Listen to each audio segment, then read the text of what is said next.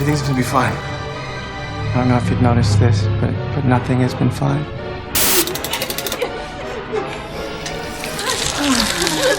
I will feast on your soul.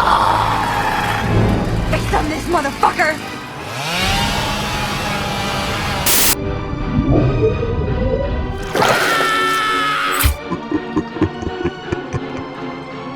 Today's a special day because we are joined by our good friend Garrett.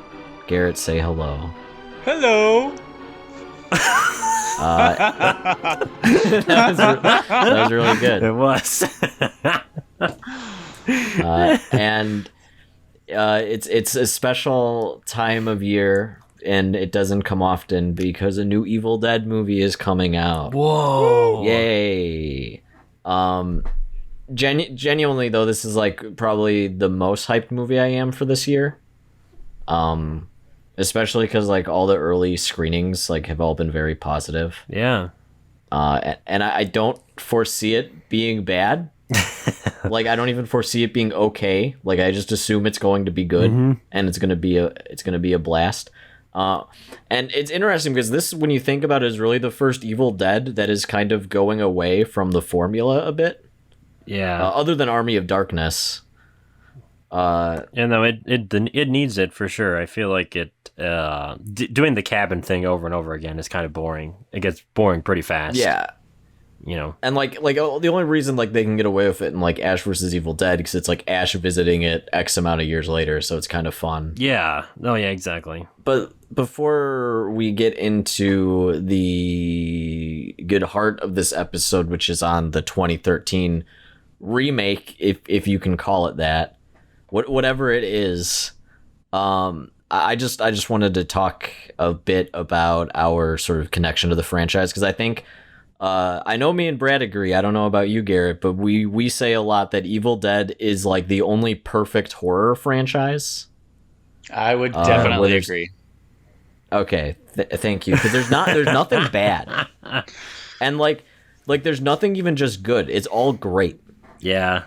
Yeah, it's pretty accurate. See, and it's pretty much a miracle that like I agree with you guys, because a lot of the reason I'm in such little episodes is because probably I would disagree with so many of your opinions. I can't imagine you watching like Skinamarink or something and like having a discussion about that, and then having a constructive conversation after watching an hour and a half of static and rooms. I watched that movie. I watched every second of that movie, and yeah, no, I would not have anything nice to say about that movie. See, but that's the beauty of Evil Dead. I don't know a single person who hasn't seen like Evil Dead 2 and didn't like it. It's true. Even Carolina, she watched this 2013 one with me, bless her heart, and she likes them all. Wow. She likes all of them. I think she said Army of Darkness is her favorite though. Yeah, that makes sense. That's a lot of people's favorites, I think. It's I think it's the least scary. Yeah. It's the most campy. It's the most fun, I think. Oh, definitely. Yeah. Probably the most outwardly funny one too. Like the comedy is not really hidden. It's like the most straight comedy. Right, yeah. Because Evil Dead 2 even has some horror elements more mixed in there. Yeah, Evil Dead 2 is like I always looked at it as like three different extremes. Like Army of Darkness is like the action comedy aspect of Evil Dead, like amped up to 11. And then like the first one is like the horror stuff is really, that's the only thing that's there. The comedy is somewhat there, but like not really. It's more like absurdist humor. Right. And then like the second one is like this perfect blend of comedy and horror. It's like, I think that's why it's like the most praised one, and rightfully so. It's just like this perfect film. And then even the show is really good. I think we all agree on that. Oh yeah. Show is awesome. And it's unfortunate that what happened, it just ended abruptly because of what Stars is it? Was just like, Stars. No, you're not doing any more of this. You know this incredibly successful show that is loved by critics and fans? Yeah, sorry. No more. You're just going to have to end it. Yeah, I have no...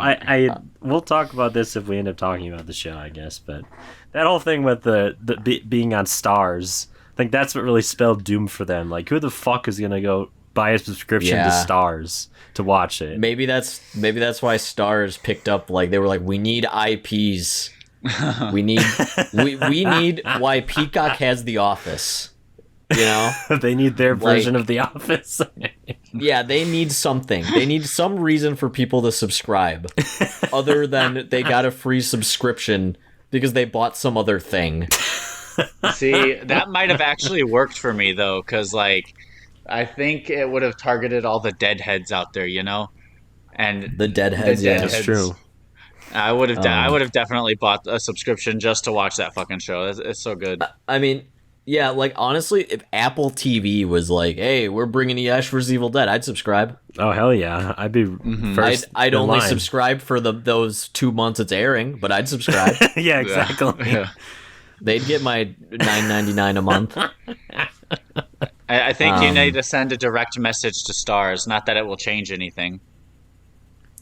Well, so I'm gonna kind of get into my theory of what they're gonna do later. Okay. In this episode, once we kind of get talking about behind the scenes of this 2013 remake, because there's a lot of interesting stuff happening behind the curtains that they were setting up, and then, like always, the studio had to get in the way. It seems like that's every horror franchise we've been talking about. Is just, studio gets in the way and ruins it for everyone. Pretty much, yeah. But keep listening if you want to hear more great behind the scenes discussion. But let's talk about the game though. Yes, because we all like the game. Yeah, we do all like the game. Yeah. When it first came out, that game was so much fun. I have not had that much fun in an asymmetrical horror game since ever. Yeah, because none of them are fun. It's true.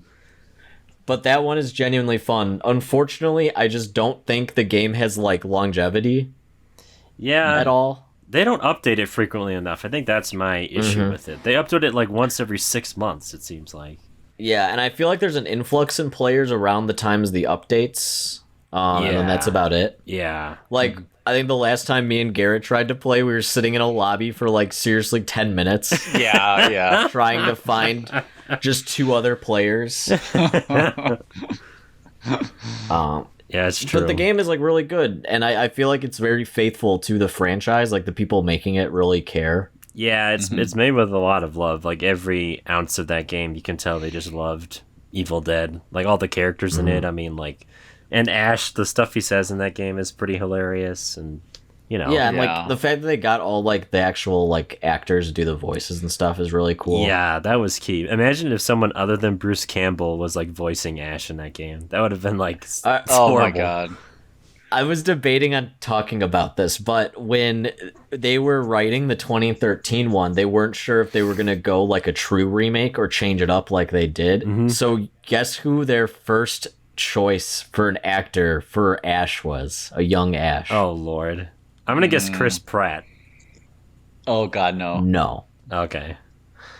Nope. You ready? Yeah. Ashton Kutcher. Ew. Oh, God. That's really bad. Imagine Ashton Kutcher in like the blue shirt. Oh, Jesus Christ. I think they were like, we just need a good looking like a goofy, handsome guy, you know? Yeah. I can kind of see what they're saying, but like I think a part of Ash's charm is that he's kind of unhinged. Yeah. And I don't see Ashton Kutcher portraying that very well at all. No. Ash Williams works as a character because he's like fun dumb. Yeah. You know, like I compare him, I think, to Charlie Kelly in It's Always Sunny, where Charlie is not inherently bad. He just is stupid. You know? And that's why he does like these immoral things. Because he doesn't know better. And I feel like Ash is kind of in that boat. Right. Yeah. Where he's kind of like a lovable oaf. See, I would go so far as to say that it's not that he's like inherently stupid, but that he's like so driven by like primal desires that like oversees like common sense. Yeah. It's kind of true. That is true, yeah. I mean, Ash versus Evil Dead happens because he got a high and wanted to impress a stripper. Yeah. So he read the book. Yeah. And I think that's hilarious. that the world almost ends because of that. Yeah. Yeah, he's just a character I think we all just really love. It's impossible not to like him. And honestly, if it wasn't Bruce Campbell, like I don't think No, yeah. Ash No. would work. I was just going to say, I would go as so far as to say that it's Bruce Campbell that we love, not necessarily the character Ash Williams, because I couldn't imagine loving anybody else in that role. Yeah, It's true. that's true. And if you think about it, the movies, the trilogy, the Evil Dead 1, 2, and Army of Darkness, Ash really doesn't have much of a personality, like, on paper. You know what I mean? Yeah. Like, if you look at all of his lines, if you read all those out, you'd be like, okay, what am I supposed to be getting from this guy? He seems like a generic, like, kind of like action hero based on, like, everything he's saying. But, like, the fact that it is Bruce Campbell and the way he delivers it and the facial expressions he does, it like sells the character a lot more than I think any other actor would be able to. And I think if anyone else was playing him, I don't think he would have been as much of a cultural icon as he was, because I mean, he doesn't really get fleshed out as a character until the show. That's really where you start to know about him actually as a person. And you get to know like his motivations of what he's thinking. It's like it's very interesting how little he says in those first 3 movies. Yeah, and it's crazy that like literally Evil Dead was like also like just his first role too. Yeah, that's crazy to me. You know? Yeah. That's insane. Like to already start like a monumental career like that. But you can see he really I feel like he really tried and he really loved that role. I don't know if he did, but I feel like I could feel that he did. He does. Yeah. 100%. Yeah, he does. He's like Tommy Wiseau for The Room, but not like Bad. stuck in his ego. You know? Yeah. It's true. But on the subject of other actors that could play Ash, I did see the Evil Dead musical, and the guy they got to be Ash did a very good job. Okay. And he mentioned that I think he actually got the pass from Bruce Campbell as well. Oh wow. But when they like tour like once a year or something, and I recommend Evil Dead musical, go and see it. Yeah, I gotta see that, because it's a ton of fun, and you have to bring a tarp because you will get fucking drenched in blood, and it's awesome. Oh my god. That's the cool like, part of the show to me, is just the fact that Yeah. they use actual like blood and it squirts into the audience. Like that's so sweet. And the stuff they do in it is so crazy, because like they do the scene, you know, when Ash puts her head in that what's that thing called where they like crank it to hold like boards and shit in place while they work. I know what you're talking about. There's a specific name for it, and I can't think of it right now. No idea. The cranky, The clamp? the cranky pulley, Clamp? put the thing in placey thing. Like, so she's clearly in the table with just her head sticking out of that, and then he takes like the chainsaw to her head, and out of like I guess where like the neck comes, just sprays blood everywhere. Oh, like that's a jet. awesome. And he's running around because the table's on like a cart, just making sure everyone gets sprayed. Oh, Dex. It was really cool. That's so much table fun. press. It's a table press, it looks like. Yeah, there you go. Okay, there we go. That's the right word. It's settled. So yeah, Evil Dead musical, go see it. It's a lot of fun. But now let's get to Evil Dead 2013. So I guess I'll just go over the plot, because it is different than Evil Dead 1 and 2. Basically, our main character, Mia, is struggling with a drug addiction, and her friends take her to the Nobi cabin, because I guess that's their parents' cabin. Or no, I think it's I don't think it's the Nobi cabin. I had to look this up because I wanted to make sure it's a different, unrelated cabin.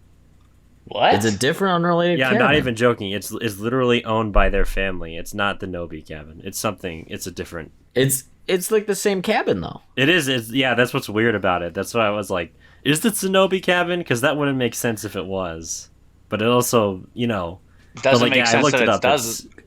Because I thought when they first got there and they were like, oh, it's already broken into, like they were implying.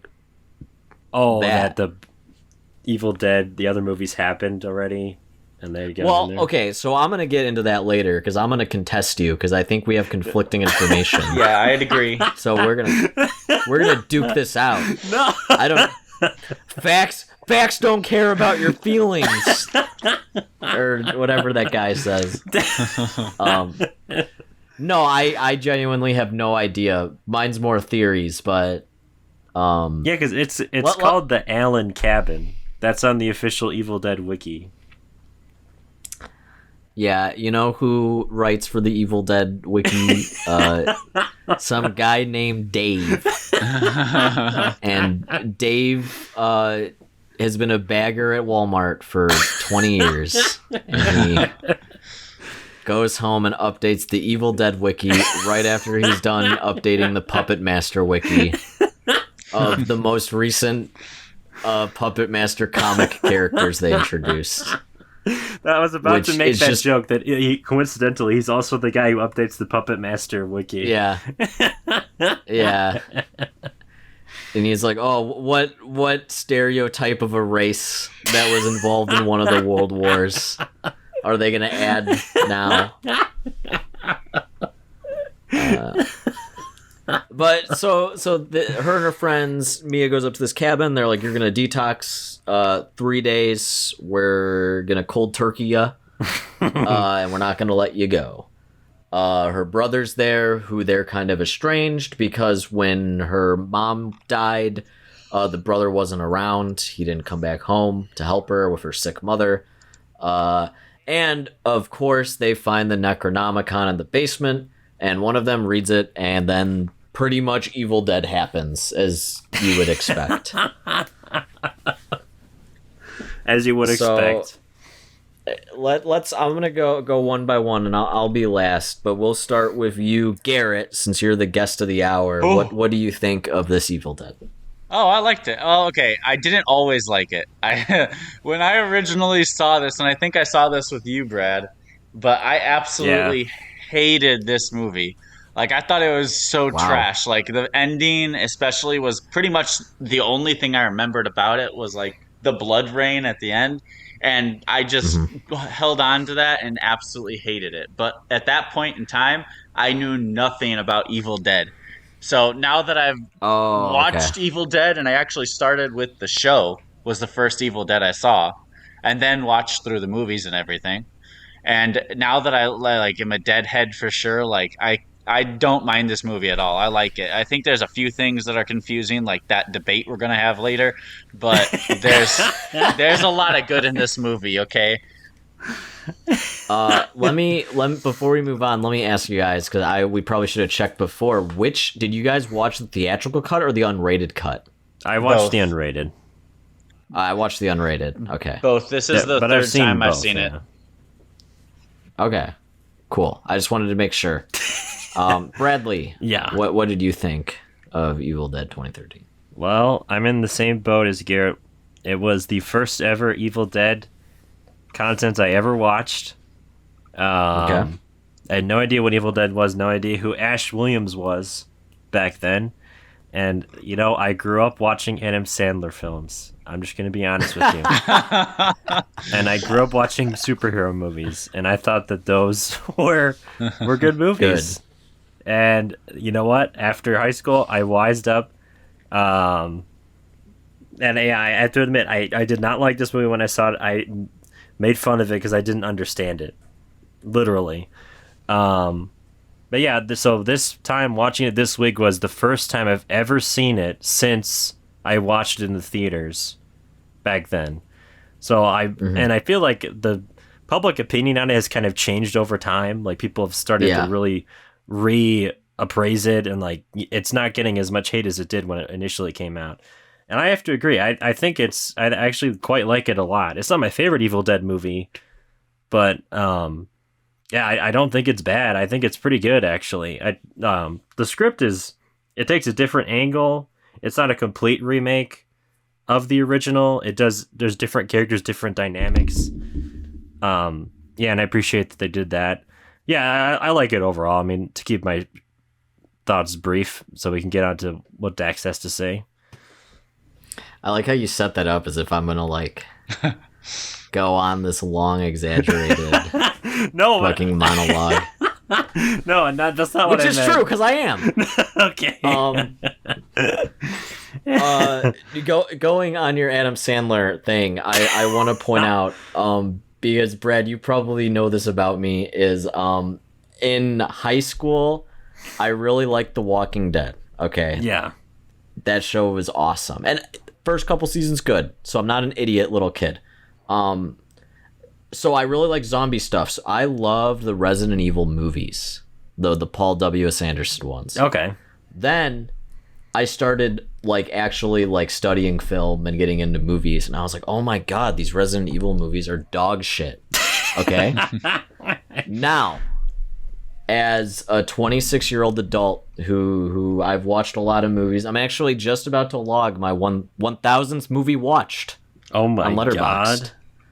God. But now I watch these Resident Evil movies and I'm like, wow, this is dog shit, but I have the biggest smile on my face and I love them. And I've gone full circle and I think they're incredible. Okay. So, and that is unrelated to the point I'm making, but I just wanted to state that because I got to defend the Resident Evil live actions. Oh my god! Does that mean we're gonna have to review the whole Resident Evil franchise? I was going to pitch that to you. Oh my god! I was going to pitch that to you that we would do it because I want to put you through that. I want to experience like we did the Halloween 4, 5, and 6, but with you watching the Resident Evils because you will be so fucking confused. I hope I'm entertained at least because the Halloween one just beat me down. You will be. They're one of those things when you explain the plot, you just kind of say, I guess, after everything. Like they did this, I guess. No, they're fun. And I'm very curious on revisiting the final one because that one is some of the most batshit insane plot choices. But back on to Evil Dead 2013 is I think I like it a little more than you guys. I would say it's a few points off for me from a 5-bagger. Wow. Okay. This unrated cut. And but I mean, to be fair, I like every Evil Dead. Like every Evil Dead is a 5-bagger. I will admit I probably like this one more than Army of Darkness. Oh, okay. Only because you know me, I like dirt, I like filth, I like grime, I like mud, Yeah. I like getting yucky, I like feeling yucky, I like seeing things that make me go ugh. Mm-hmm. And that is pretty much after the first 15 minutes of this movie. But I really enjoy this one. I think it is the best at the time contemporary adaptation you could do of Evil Dead. That's probably true. Probably. Because you could go down like the campy route, which I'm glad they didn't, but I just think they went with like the absurd extremist route. Like I almost felt at times like I was watching like an Alexander Aja film, like he did the Hills Have Eyes remake. Oh, okay. High Tension. Yeah. Like I there were times where I was like, shit, I'm watching some like French extreme cinema right now. I think it just fucking rules. Like you know those you always see on horror movies like the review headlines they always use for like the movie promos where they're like, it takes you to hell and doesn't let go. Oh my god. Yeah. Like this I feel like is actually accurate because it's unrelenting. It really doesn't is. let up. Once Mia gets possessed, it just keeps going and going. And just when you're like, how could it get worse? It gets worse. And I love that shit. But I will say, because I watched it a long time ago. I didn't watch it in theaters, maybe like a year after it came out. I remember I was still in high school. Yeah. But I will say the unrated cut is far superior to that theatrical cut. Okay. Yeah. Because when I watched it originally, I remember I liked it. Like, I knew what Evil Dead was, and I believe I had already seen Army of Darkness, which is why I was very confused watching this. Because my dad really liked Army of Darkness. He loved that movie, so I saw it at some point in my childhood. Mm-hmm. So I was like, oh, this is connected to that. And then as I was watching, I'm like, this is connected to that? But I was like a dumb 16-year-old, so my opinions were irrelevant. But I liked it. I wasn't trashing on it like you guys. Yeah. But now I love it. It's great. Okay. So all of our opinions have gone up in like equal. Yes. Equal I measure. think everyone should, if you're on the fence about it, like watch it again. Because I feel I want to say it's ahead of its time. But it definitely, I think, pushes the boundaries of most like horror at the time. Yeah, I would say so. You know? Especially American horror. Yeah. Yeah, it wasn't nothing really coming out around then was like this. Like, I think what surprised me the most is how unrelentingly like weird and sexual it was. Yes. Like yeah. I did not remember this in the theater. I had to look up the difference between the unrated and the theatrical cut. Let me guess, the tree scene. Yeah, the tree scene where Yeah. you just see that like freaky little tube snake thing go right up into her vagina. Like, Yeah. But it was in the theatrical cut, and I'm like, I feel like I would have remembered that, but like, I guess I didn't. mean, everyone remembers the tree scene from the first Evil Dead. Yes, yeah, And it rightfully doesn't come back ever.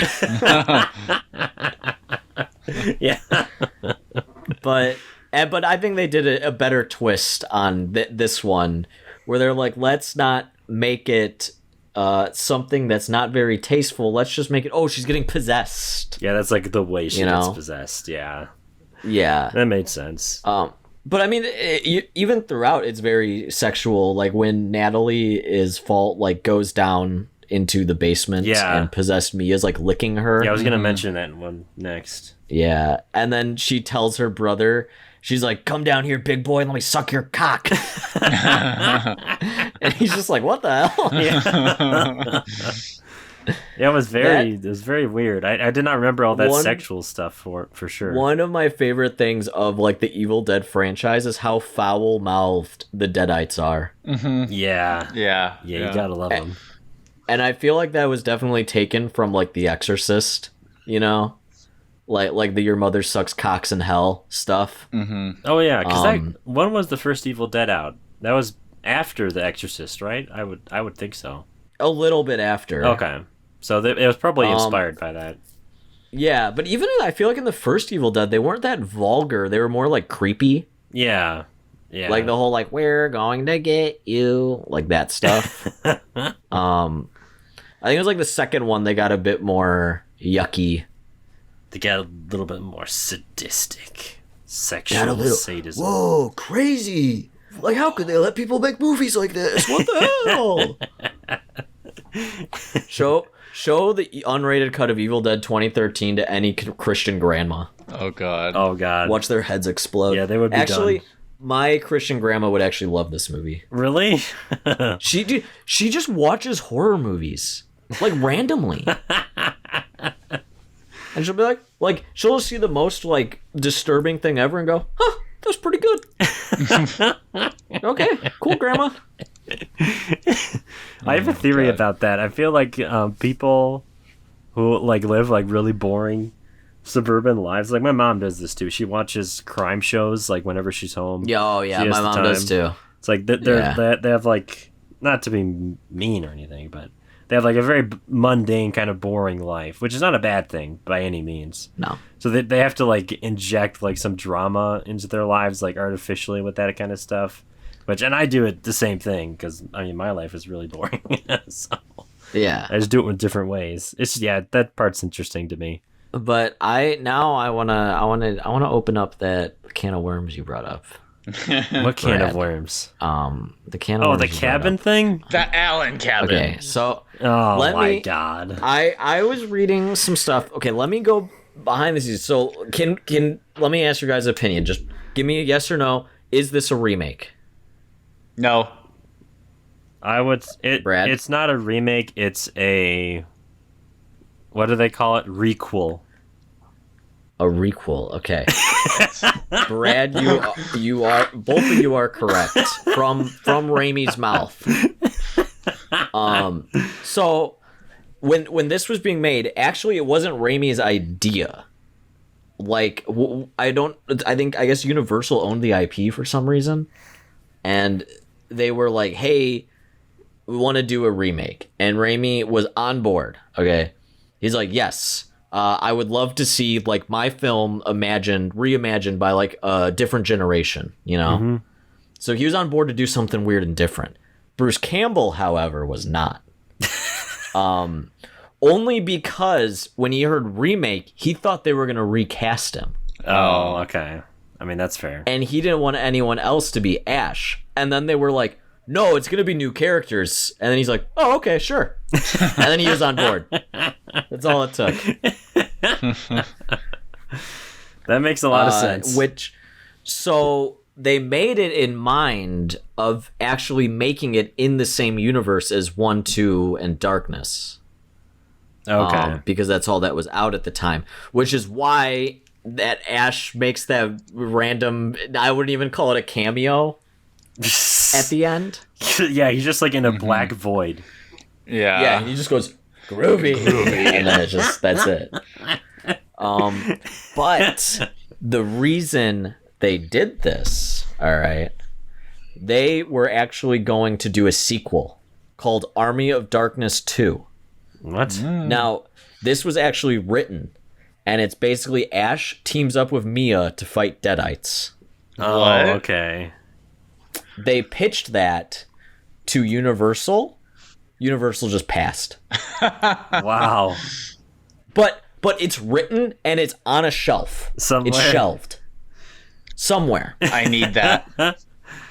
And so, basically, when eventually they did Ash versus Evil Dead, they kind of took a lot of the story elements from that, just took out Mia. Oh, okay. I see. And you can tell that was mine, because also, I don't know if you notice, I thought she looked familiar. In the beginning, the old lady that was reading the Necronomicon of the 2013, that's the same actress who's the old lady he fights at the beginning of the first episode when he fights the old lady in his trailer. His neighbor? Oh, really? Yeah. Oh, interesting. Oh my god. So that happened. So here we're getting into my theories, okay? Okay. New Evil Dead Rise. Yeah. I think it's going to be in the same universe as this. And there's going to be a Bruce Campbell, Ash Williams cameo. I don't think it will affect the story at all. Like, I don't think Ash is going to bust in and save the day, you know? But I think maybe an end credit scene, he'll show up, and I think they're going to try to do this again. Army of Darkness 2. Oh, this is a similar thing. Yeah. A similar thing. Because they already wanted to do it, they just passed. Right. And I'm not sure why, because I don't remember if this movie, like, did well, like, money-wise. Yeah, and I feel like Army of Darkness wasn't that big of a hit at the box office either. No. It really just got a It was cult like a following. B-movie thing, yeah. It wasn't popular till later. So I could kind of see why they would be like, maybe we'll just pass on this, because it might not be a guaranteed return of investment sort of thing. Yeah, there's a lot of weird stuff. Like, originally in the script, Mia was supposed to die at the end. Like, after she, like, won a Deadite came back and, like, puked in her mouth to death. Oh, yeah. And I guess I don't know if they filmed it or not, but basically Raimi said cut it because he's like, she's been through enough. Like, don't do that. So it was Raimi that said like no. Yeah, that'd be depressing as hell. Her having gone through all that and just to die at the end. It would. So what does that imply then? That the demon would win? I guess you can't. Once you open up evil, you can't end it. Man, that would have been depressing. Cause the evil dead rise. Oh my God. Do you want to know what the domestic box office performance for this movie was? 2013. Yeah, hit me with it. It was 54 million total, like all sales. What was the budget? I can't imagine it being more than like 20 million. I don't know. Let's find out. Where the hell? I'm looking on, albeit it's Wikipedia, but the box office says 97 million total, and on a budget of 17 million. Well, I got 90. Oh, I see that too. I got 99 million worldwide. Oh no, but Garrett had domestically. yeah, domestic. Oh, domestically. Okay, Yeah. that makes sense. But still, that's a good profit. What the hell? Yeah, that's What was a the really budget? good profit. Did you find the 17. budget? 17 million. Oh, okay. Yeah, wow. And this director went on to do Don't Breathe too, which made a shitload of money. That's a decent movie. I don't mind that movie. Yeah, I like Don't Breathe. I still haven't seen the second one, but No, me neither. I heard I that don't one know is a if I lot wanna- worse. I don't know if I want my abductor to be the main character and be a hero. But it's Stephen Lang, so He's charming. yeah, I'd watch Don't Breathe, but it's him from Avatar. Yeah. It's just He's just a big blue his man. same character. Yeah, just imagine that him, but just punching a child's throat out. Which he could do because the Na'vi have 4 times the strength of a human. Oh God. Oh. What was that grunt? We need a Na'vi versus Evil Dead movie where they have an epic battle. James Cameron and Sam Raimi team up. Yeah, wouldn't that be awesome? They just do as much stupid shit in the script as possible. That would be fun. It's Ash Williams riding a whale. Yeah, exactly. Oh, yeah. Stuff like that. I was gonna say, you know That'd be how they do awesome. that camera view of like going through the woods is like the demon. Only it would like zoom out and it would just be like a Na'vi running around. Oh my god. What the hell? What about a Na'vi possessing, or what am I saying? The evil possessing like a whale? A Deadite possessing a Na'vi? Yeah. Oh my god. There you go. That's going to be the new one with the Ash Na'vi, the Fire Tribe. It would be a They're gonna be Na'vite. Deadites. Na'vite. A Na'vi. Na'vites. By the way, since Oh we're on my the topic God. of Deadites, did you fucking hear that Jason is like officially confirmed to be a Deadite? The fuck are you talking What? about? Jason Excuse Voorhees. What? Why? Because he came back from hell? No, because in one of I don't know anything about Friday the 13th. This is just a something I read. Okay, All right, but I'll help you out. when one of the movies, they literally show the Evil Dead Necronomicon, and Oh yeah, they do. they literally show it, and he gets that's in revived. Jason from Goes it. to Hell. Yep. And the director of that Jason movie said, "Oh yeah, I was implying that Jason was a Deadite," and Oh my god. that's about as Because official he as you're gonna possesses get. people just like it. Yeah, no, exactly. That's what he was saying. He was like, and apparently Sam Raimi thought it was cool, so he gave him like the Necronomicon to use in it. Yeah, it literally is the Necronomicon. You know, Dude, all right. Hot take. I actually love Jason Goes to Hell. yeah. No, I like that everyone one. I met says it's dog shit. I think that movie's awesome. It's like the proto Halloween Ends, pretty much. Yeah. It's basically just like, what if we just had violence for an hour and a half? and senseless, just senseless violence. Without any fun, because Jason is not present. I mean, he's there, but not like physically. Yeah, I will say it's missing Jason, but all the kills and stuff are really cool. I don't know. I don't know, man. It's a weird one. We'll eventually watch all the Friday the 13th. When they get that new show going. Yeah, the A24 Jason, whatever the hell it is. Great. You sound very For excited. some reason, I'm picturing Euphoria, but like Jason's in it. I would be down for that. I'm totally down. That would be hilarious. I just want whatever Bro, they like- do with that show just to be fucking weird and different, because God knows the Friday the 13th franchise needs that. You know what I mean? Yeah. Yeah, a lot of their movies are very similar. That's why my favorite is Part 7, I believe it is, where they add a fucking psychic girl Oh, yeah, that one's fucking and has weird. a mental battle. Yeah. Yeah. I like that one. That's my favorite. Then Jason Takes Manhattan. That one's just bizarre. Even though he's only in New York for maybe the last 15 minutes.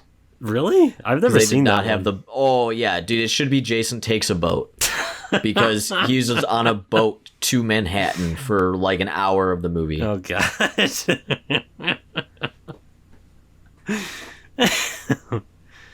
All right, well, let's get back on subject to Evil Dead, which Yeah. I never realized. I guess is a very over-encompassing movie amongst all the like the other franchises. It kind of is. Because he's technically in Mortal Kombat too, because Ash is in there.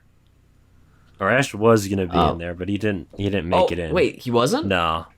When? What? I swear I played as Ash in something. No, it wasn't. Yeah, he was going to be in it. Like, there's literally, in one of the trailers, there's a chainsaw noise. And then maybe that's what I was thinking at of. the end, it says copyright Evil Dead of one of the trailers. But and then it just never happened. yeah, they couldn't agree on getting him in the game or something. So then they ditched him and they put in like Joker or something stupid like that. Oh my I'm not God. joking. That really happened. That's funny. That was the joke. Get everyone hyped. And then Joker comes out. Yeah, and Joker. You probably thought I was going to be Ash Williams. And it He has a doesn't even. chainsaw. Yeah. That's how they explain the chainsaw noise. Yeah. He's wearing a blue denim shirt. Oh God. That'd be awesome. He has a boomstick, Yeah. but it just shoots out like water or something, or like flowers. Right. All right, again, another example of a studio ruining something of Evil Dead. Oh Lord. It just happens. Tisk, tisk. Well, I want to talk about the gore of Evil Dead 2013. Okay. Because I feel like that is kind of the most prominent aspect of the film. I feel like it really goes for a gross out kind of stuff. Yeah. And a lot of it is unneeded, but I think that rules. You know? Like the scene when Natalie's like waving the box cutter at Mia, so Mia just grabs it and just cuts her tongue like down the middle. Oh yeah. That was awesome. Like you were like how it's done all practically is what really gets me. There's no CGI. They said the only CGI they used was for fire and just touch-ups in post. Yeah, that's awesome. One of the things I Yeah, appreciate in it too is that they use the gore without it needing to be like a horror part. Like when they're doing the needles, and they're injecting Mia just for like, it's not like a scare or anything like that. Nothing's happening, but they like show you going into the skin and everything, and that's like a good gore aspect without it having any horror background on it. Yeah. Makes you cringe. Yeah, they do a lot with needles. Like when he gets the needle in the eye, it's like in his eyelid, Oh my God, yeah. and he has to take it out. There's a lot of good, like when she's cutting her face off with the glass. There's just so much good gore. Yeah. Well, one thing that I saw was very neat is they actually filmed the movie sequentially. So they filmed it as you're seeing it in order, because there was so much gore they didn't want to have to worry about continuity. Oh, that makes sense. So they're like, we can go fucking crazy and spill blood everywhere and do what we want because the next scene that's all going to be there anyways. Right. I was going to say, So with they all actually- the blood and shit, it's probably hard to keep track of all that if you were going to film it like all jittered around. Which is why I'm sure that this movie is insanely gory because they didn't have to care about cleaning up the set and all that. They could just go crazy. Which they used 70,000 gallons of blood for the movie. Damn. How much in that last scene, which- though? No, 50,000 of it was for the final scene. but like I think like Evil Dead 2 only used like 200 gallons. Really? So it's like a drastic difference. Wow. Yeah. I mean, honestly, like the final scene is like the coolest scene in the whole movie, like the chainsaw kill. Oh, yeah, that was awesome. Also, at this point, spoiler, because if you haven't watched an Evil Dead movie, you're like 40 years late, so we're not, I think, caring about spoilers. No. You know, it's not like Evil Dead isn't necessarily any of them a movie you can really spoil. No, Yeah, you should experience it. You just want to watch demons get killed and demons kill people, and that's it. Yeah. The magic lies in how they do the movie, not what it's about, you know? Yeah. It's very true. That's what, like, Nicole Kidman, when she goes into the AMC theaters, she's like, the movies, and it looks up, and it's a woman getting her tongue cut in half. Oh, God. I hate that pre-roll. That thing sucks. Dude, I think it's so funny. It's so cringe. Yeah, but it's funny when you put stuff in it. That's true. I've seen people splice that one Lady Gaga. I don't know what movie it's from. The Lady Gaga the sex scene? Yeah. Yeah, I think that was from, like, House of Gucci or something. Fuck. House of Gucci. Where she's just... House of Googie, yeah. That's, you didn't hear the new Star Wars show, House of Googie? It's about Baby Yoda. It's Grogu's brother, Googie. Yeah, Googie. And it's like Corey in the house. But a Baby Yoda. Oh my god. Oh no. Yeah, that's the new thing they announced at the Star Wars celebration. Rey is gonna make an appearance. Oh, that's what she's appearing in next, huh? Yeah, it's she's actually Rey Googie. Yeah. Darth Sidious That's the comes twist. back Yeah, he's back Again. somehow. again. Yeah, and he's got the Necronomicon, and he's used it to enslave all the Ewoks and make them Deadites. Oh my god. That would be a better movie than another Star Wars thing, so... Yeah, I agree. Yeah, could you imagine? The Star Wars does the coolest thing ever. It makes an Evil Dead crossover. That would be Oh my awesome. god. The most unhinged thing imaginable and something Disney would never do. Mostly because it wouldn't make any fucking sense. Yeah, no. It wouldn't need to, though. That would be like the most popular Star Wars thing to come out since like episode 6. It's gonna be like when people saw the new Doctor Strange, they're like, oh my god, Marvel made a horror movie? Oh my What the hell? And it's just like 2 hours of just like boring schlock, and none of it's actually scary. Oh, Yeah. God, yeah. But because like scenes are dark, it's now a horror movie. They had 2 ounces of blood, Dax, okay? 2 ounces. Oh, I forgot. Oh, yeah. I forgot. That must have been the part I fell asleep on. Yeah. There's only like one Wow. Sam Raimi-ish scene in that whole fucking movie, and it was when...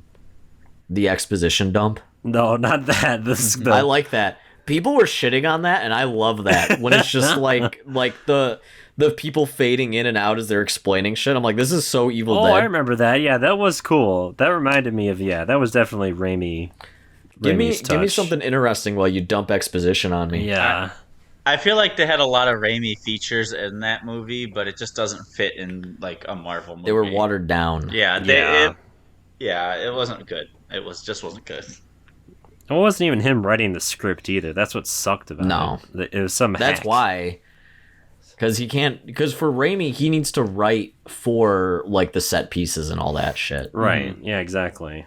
Because Raimi really likes using like the environment and stuff. And he can write. and- I mean, he wrote the fucking Spider-Man Tobey Maguire movies, so it's like Yeah. there's no problems writing a good superhero story. He wrote like the best, one of the best superhero movies. Yeah. Yeah, literally. Still is considered one of the best. Good job, Raimi. Apparently, he wanted to do a Shazam. Oh, I heard about that. Yeah. Yeah, and then like Bruce Campbell, because he's doing like the Evil Dead tour. And that's like when like the new Shazam's out, and he's like, "Hey, have you guys seen the new Shazam?" And like the audience was silent, and he's like, "Yeah, me either." And then everyone just starts laughing. I'm like, that rules.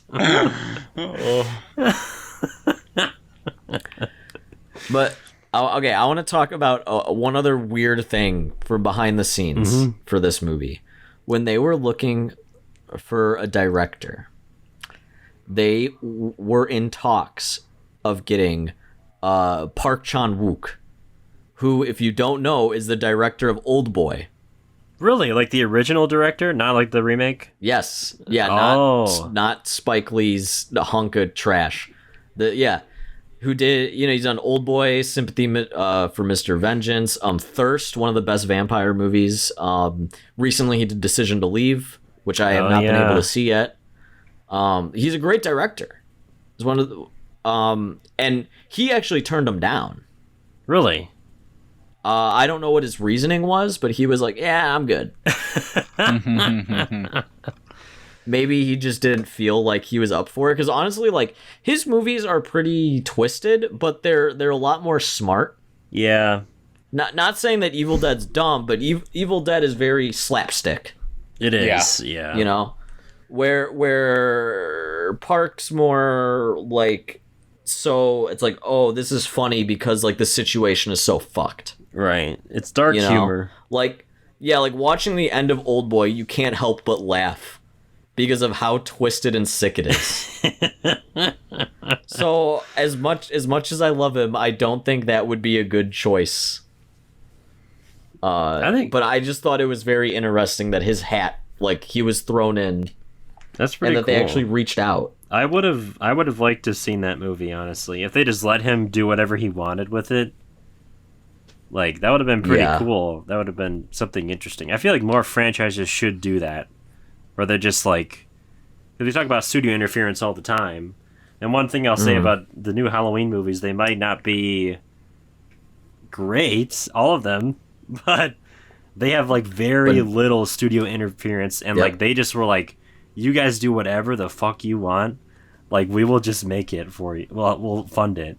And I think that's pretty cool, and I feel like if they did that to Park Chan-wook for this movie, it would have been something really weird and special, even if it wasn't great. And I feel like this studio did give these guys kind of leeway, because when they were writing the script, Raimi was going for NC-17. He's like, I don't give a fuck about an R rating. Oh, wow. We're going for it. And the studio's like, can we settle for a hard R, like teetering the border? And they were like, fine, because they were like, you have to, because this needs a theater release, which is why there's 2 cuts. But outwriting the script, they were going for unrated. And then they were like, we'll water it down later for the R cut. So I'm pretty sure the R cut is like right on the border of what's like passable. Because I was also looking at the differences, which is this, I'm sure we use the same site, the one that like tells you between the different cuts of movies. And some of the differences are so minor. Like one, like when she's reading the Necronomicon on the first, the theatrical cut doesn't have blood on the pages. And I'm like, what? Oh, really? What the hell? Why? And it's like dried blood, It's like, what? Mm-hmm. That's like so minor. Like, you could see that in a kid's movie, and a child wouldn't be like, ah! I know. So like, it's weird. It's so arbitrary, the rating system. I don't understand it. And it's like, there's a lot of other stuff that just got cut for no reason. Like, there's a lot of like little dialogue things that happen between characters that just got cut. Yeah, Natalie, I guess, had a whole background. Like, they introduced how she met the brother Yeah. and all that. Yeah. And then she's just kind of a set piece for her to chop her arm off. Yeah, she was a useless character. It's weird. Yeah, and I guess, I don't know. Can I vent about what I don't like about this movie? Because I feel like we've been praising Go it for the most part. So we have to have a level playing field here, okay? Yeah, that's fine. Okay. I'll allow it. All right. Well, the script, all I'm going to say is it could be better, all right? That's my professional script doctor opinion.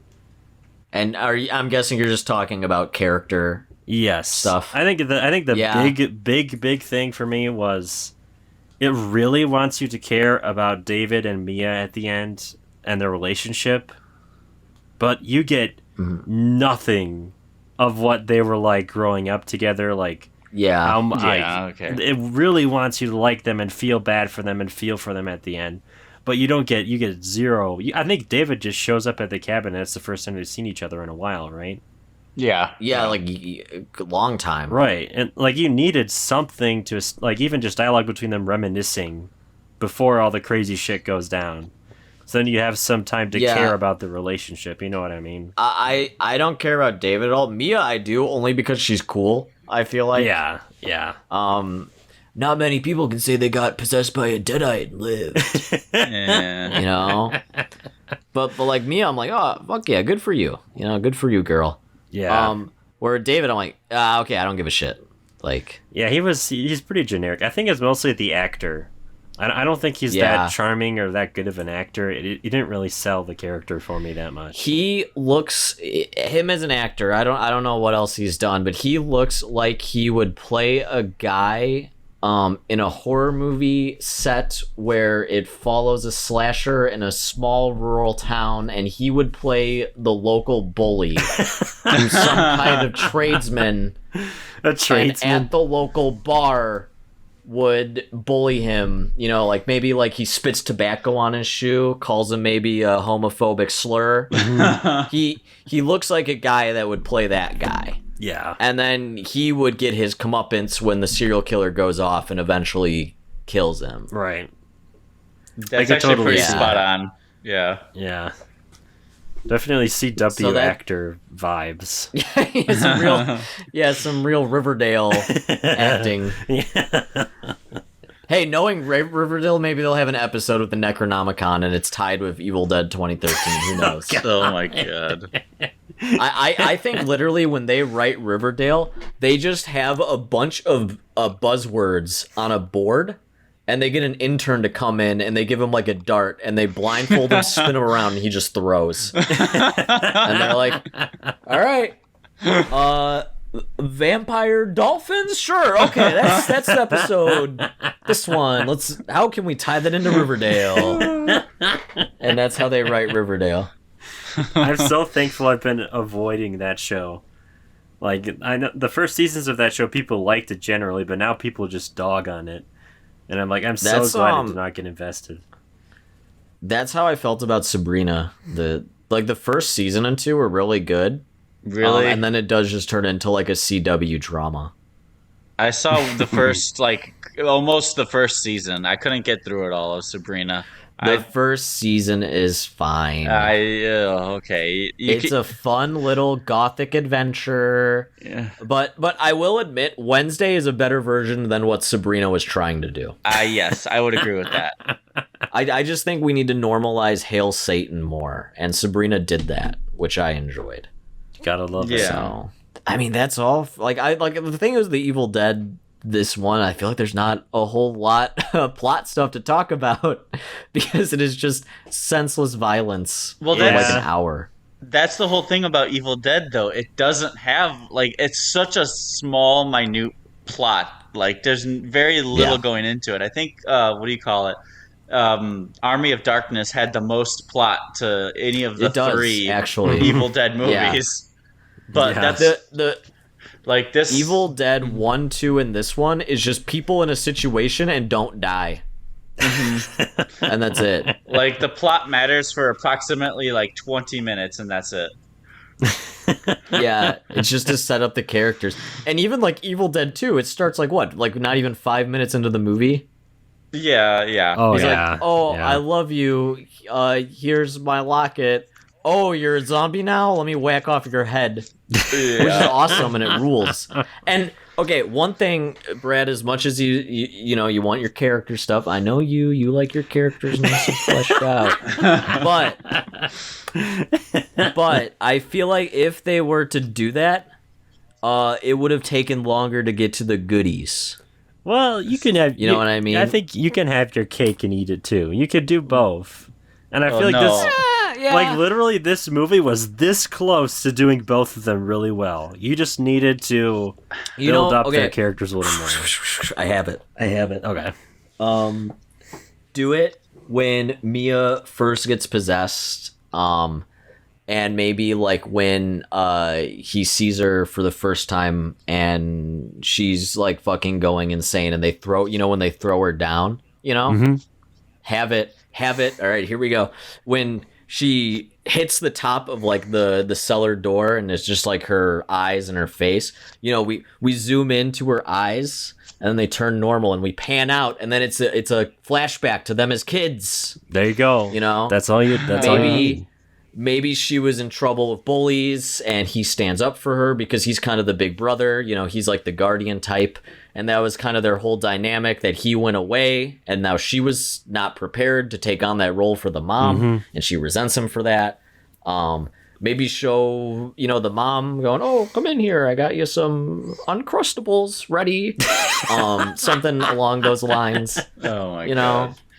So, okay, Brad, you have a point. No, wait, hold on. Hold on. That's too convoluted. You don't even need to do that. Literally, there were like fucking childhood pictures of them on the walls, right, of the cabin. Yeah. Like literally, just That's have all a we get. scene where they're like, it's a chill moment. They're like enjoying themselves at the beginning of the movie. Nothing crazy has happened yet, and they're just talking about their childhood because they're reconnecting. Like you don't even need to do the flashback shit. That's all you need. But it has to be really well written.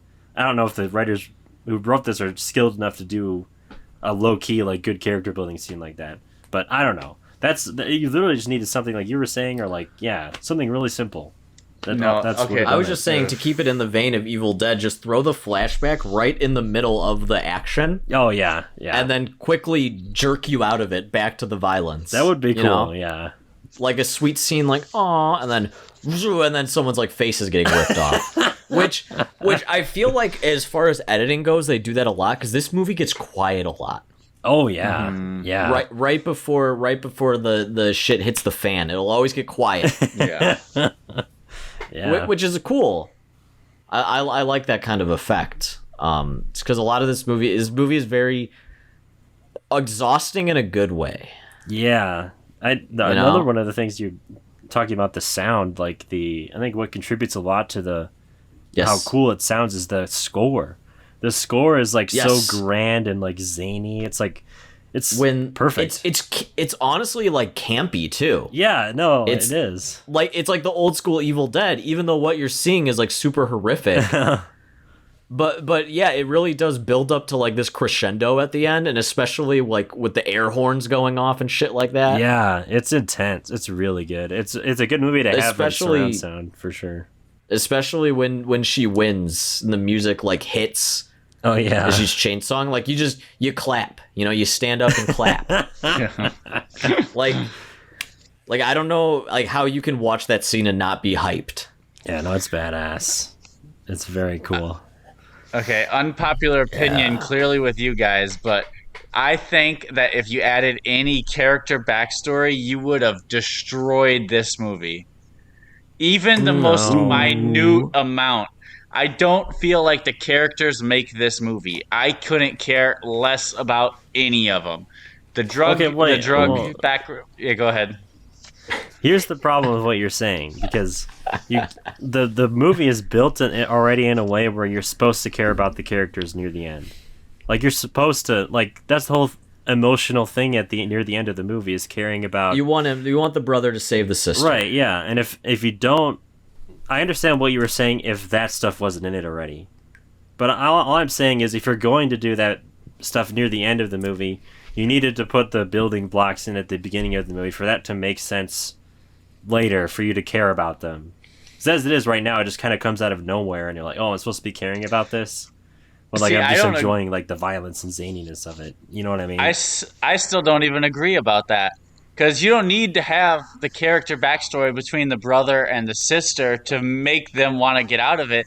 Just the pure obnoxious nature of what's going on in the cabin makes you want to get them out. Like, it doesn't need to have the brother and sister, like, oh, protective nature vibe. You're just like, these people have been through so much shit. Get them the fuck out of there. That's what you need. Get him out of there! What the hell are you doing? Get them out of there! Get him out of there! I like Just picturing. go! I like picturing Garrett in the theater being like, Get them out of there! Get off! What the fuck are you doing? Get out of the cabin! You know what? I agree with both of you, but not to your extremes. But I would be fine with whatever route they went. But I feel like Garrett, if they were to go down that route, this movie wouldn't have been it would have needed to be goofier. Well, no, Yeah. see, there's no route that it needed to take. I think it's perfect as is. I don't want less backstory. I just don't want more. Like, So you're happy with the way it is. I think that they hit the perfect medium balance of everything. Because I care just a teeny bit about the characters, but it's not because of their backstories. Who gives a fuck about that? It's just about the way that everything is presented, exactly like the original Evil Dead's, in my opinion, or almost exactly, in a just more upbeat way, kind of. I think it just had the perfect mix. And if you added anything like backstory, I don't remember an Evil Dead where it went to Ash and his high school fucking girls or some shit. well, That was actually Ash and Evil Dead. yeah, I mean that was Ash versus Evil But Dead. movies. Well, movies. no. We're talking movies. Yeah, here. movies. Ash versus Evil Dead is different. That one has backstory, but it's done in a different way so perfectly Because it that has time. Yeah, it can allow it, but not in the movies. The movies, no. Well, yeah. What? I don't know. I guess that's I'm differing because I'm thinking of it from a remake. A good remake to me is you take the source material and you put a different spin on it. It's from a different Build on angle. Right, Yeah. like the Suspiria remake, Ooh, completely Suspiria. different, right? The way they approach Yes. it, but it's the same basic story. And I was thinking, the first Evil Dead, not super big on character building, right? Like it's a group of friends, that's all you need, and it's just zany violence and horror, like that works for that movie. I'm just saying if they're clearly trying to do that with the 2013 one, with the build up the characters a lot more. And I'm just saying you needed to really capitalize on that, for one, to make it different from the original, to make it like valid as existing as a remake. Because why do we need a remake of Evil Dead if it's not going to be different? I understand you're saying like you could just keep doing the same thing and like that's what Evil Dead is, but I'm coming from their perspective of wanting to do something, because it's a remake. You want to do it a different way. You know what I mean? I just think it was just different enough to be perfect. Like, you had different characters, you had a different reason for being there, you had a different outcome in a sense, I guess. But it just was just different enough to make me like love it. But not. I think if you added anything else, you would have to abolish the whole movie and go a completely different route, in my opinion, to make it that different and still be good as an Evil Dead. Or like, well, not or, but like, if you added any more to this movie and the way it was done, I think it would have been bad. I mean, maybe you're right. I guess I don't really know, but yeah, We'll never know, but yeah. Garrett's saying the right amount. Brad, you're saying needs more. I'm right in the middle. I think we can bury the action. I'm the middleman here. You are. Yeah. We were talking about recording that we need to have one person be really negative, one person really positive, and someone in the middle. And I was not expected to be the middleman. I was not expecting to be positive. Yeah, I did not expect that. Everything's changing. Brad, you're usually the one that's really positive. Like, oh, this is great. Blah blah blah. Whoa. I know. I feel happening like to it's coming across like I don't like this movie, but I do like it. Like you guys were saying, there's a lot of character stuff that's already You- there, and the violence is fun. Here's your problem, Brad. Yeah. You like good movies. you like strong scripts. Not everything can have that. That's true. I need to You realize just that. take what you have and you be thankful for it. Okay. This could be Halloween Kills. Yeah, that's true. You know? That would be a lot worse. Okay, one thing I thought was really funny is if they ever did an Evil Dead versus Michael Myers. Get this, all right? A Deadite goes into Michael, Oh God. but he's so evil that the Deadite leaves. Oh, the Deadite He's like, is, I'm like, not going to scared. that guy. Yeah. He's like, whoa, that guy is sick and twisted. Oh, Ash, kill him. Yeah, kill that guy. Yeah, the Deadites team up. Oh god. Dude, I was in Michael and he had Joaquin Phoenix choker in his head. He was cheering when he killed those businessmen. Oh my god. Ash, stop him. let's be real though. If Ash went up against Michael Myers, it would be over in like 5 seconds. Like Michael would be dead. Yeah. I mean, you could say that about Ash versus anybody. No, Yeah. I don't know. Like, Jason and Freddy would put up a good fight. I don't know who would win. in Freddy that. would. Yeah. Well, Jason only because you could blow Jason's arm off and he keeps going. Yeah. Exactly. Michael's just a man. Yeah. If Loomis wasn't too busy monologuing and being old, he could kill Michael easy. Oh yeah. Easily. Like Halloween 4, in that kitchen, he could have just shot him. Oh my God. Yeah, that You was know? so stupid. God, don't remind me of those Instead- movies. Hey, I'm a Halloween 4 head. He did have him in a net at I'm a one forehead. point, right? Yeah, Oh, they Scooby-Doo yeah, trapped that was him. awesome. And then their plan, instead of shooting him, was just kind of hit him with a wooden stick. Yeah, I remember. Didn't he grab the stick too? Michael just grabbed the Yeah, it was stick. like a plank. Yeah. Yeah. Yeah, they're like, we got him in a chain net. Let's bonk him. They're like, Scooby-Doo never gets this far. What do we do now? Loomis is just like, I've studied Scooby-Doo for years, planning to capture Michael. I was thinking we get some blonde dame to trick him, and maybe he can hit a tripwire and he'll drop a piano on his head. I got soap on the ground in a laundry basket. We're going to slide on the soap with the laundry basket. Don't worry. We're gonna go down the stairs, and I'll be watching from a painting that I've cut out the eye holes in, so I can super see everything.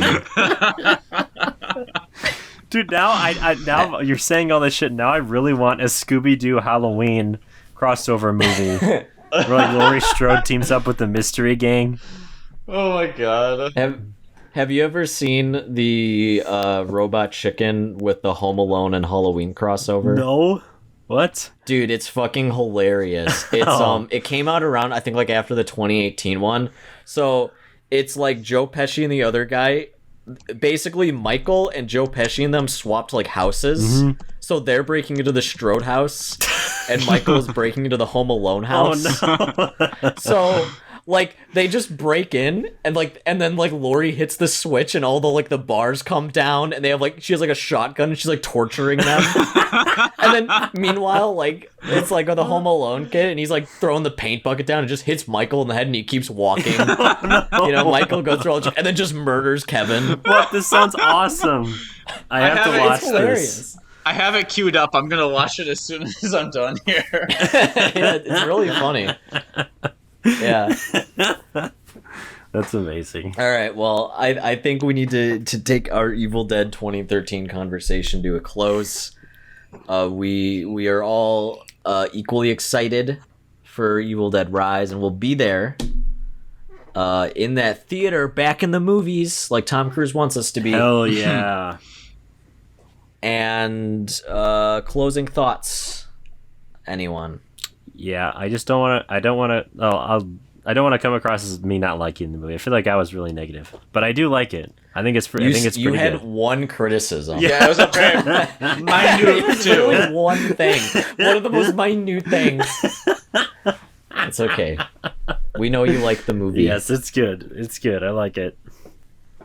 I will say, and a reason I think I did want to watch this one, because I feel like the remake is definitely going to be more in this vein than the other Evil Dead stuff. To me, from the trailers of the new one, it seems like they're trying to do what the remake was trying to do, like, again, but like better this time.